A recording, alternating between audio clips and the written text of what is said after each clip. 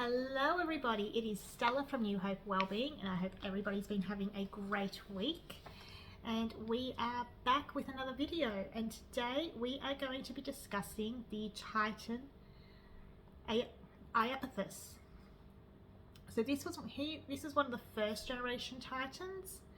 He was a son of Uranus and Gaia, and led by Kronos. He is also one of the Titans who ambushed their father as he descended to lie with Mother Earth, or Gaia, which we have covered off in quite a few of the other Titans that we have covered thus far. So obviously they seized him. Kronos was the one that castrated him with the sickle. And of course the Titans were later deposed by Zeus, who cast him into the pit of Tartarus. So Iapetus and his three brothers, they represent the four pillars, which we've also discussed with the other brothers. So the four pillars of the cosmos, which are also described in the Near Eastern cosmologies, holding heaven and earth apart. Iapetus himself would have been a pillar of the West, a position later held by his son Atlas. When the Titans were later cast into the pit of Tartarus, which Hesiod describes as a void beneath the foundations of the cosmos, where earth, sea and sky all have their roots. Their cosmological role shifts from being supports of heaven to bearers of the entire cosmos. Iapetus, the piercer, was probably also the Titan god symbolizing mortality,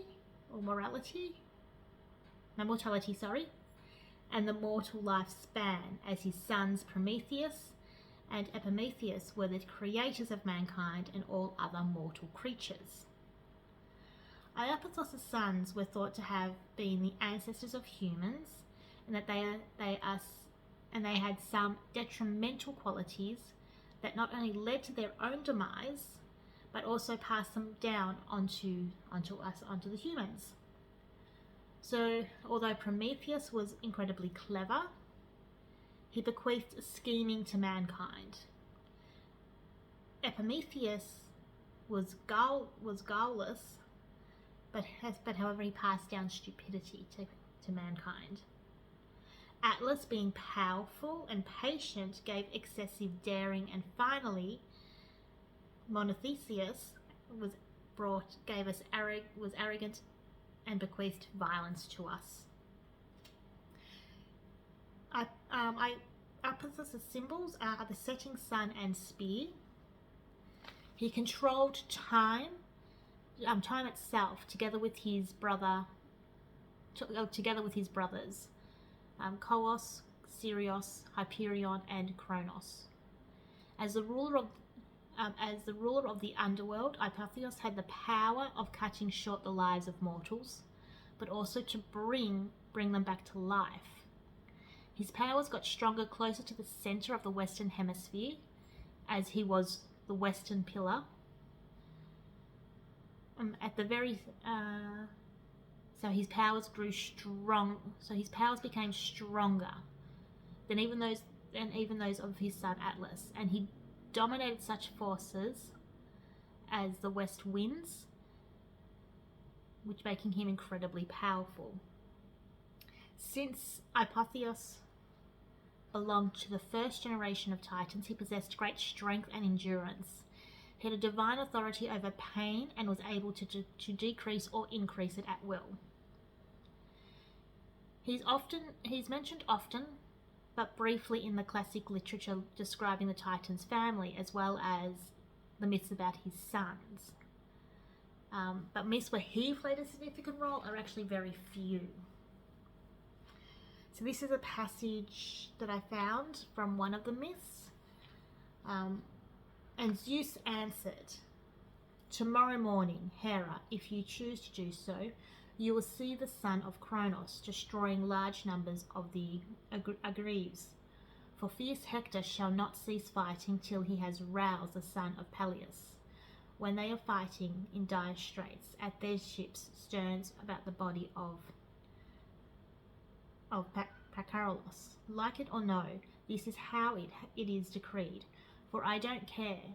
You may go to the lowest depths beneath the earth and see where Iapetus and Kronos dwell in lone Tartaros, with neither ray of light nor breath of wind to cheer them. You may go on and on till you get there, and I shall not care one whit for your displeasure. You are the greatest vixen living. So that's just obviously a little bit of argument between Zeus and Hera. There are many arguments between those two.